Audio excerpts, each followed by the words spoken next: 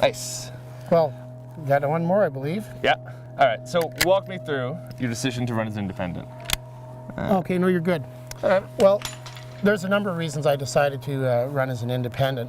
One, I became very concerned about some of the legislative directions of the Conservative government. C-51, for example, the counter-terrorism legislation was a really significant concern to me personally. I'm an historian in my professional career, and I remember the Macdonald Commission, which separated the roles of intelligence gathering and enforcement from the RCMP, and this seems to be going back to something that had failed. Also, the privacy issues that are resplendent in C-51, I think, are a real concern. Information sharing and all of that was a big concern to me, and I think it's a concern to a lot of other people. So do you think you can actually win this riding? Absolutely. There are many people who are undecided and unhappy, and the riding hasn't had much attention paid to it in the last 30 years, and the election of an independent candidate will really make a huge difference.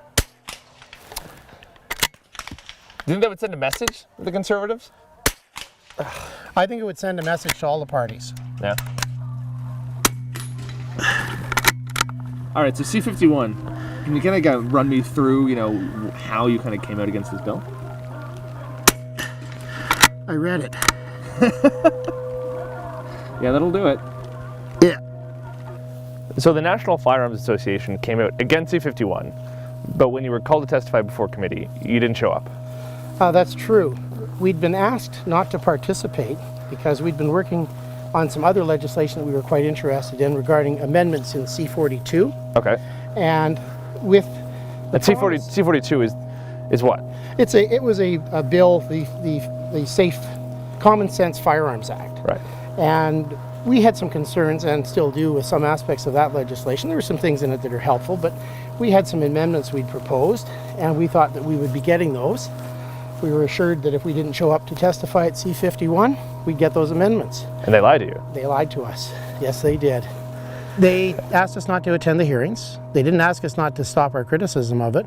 They did ask us not to go to the hearing because they didn't want us to be used as a stick to beat them up. I get that. But they did promise us 4 amendments, and they did have a good look at them, and we never heard another thing about it. So we were, I would say, played.